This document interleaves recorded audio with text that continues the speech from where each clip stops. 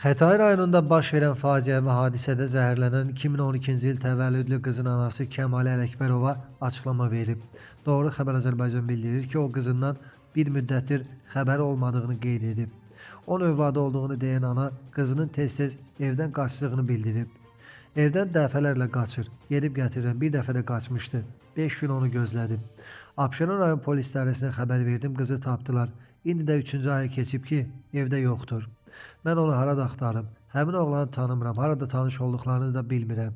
Kaş oğlan yox, o ölərdi. Haqq ədalət var. Dəm qazından zəhərlənib ölüb.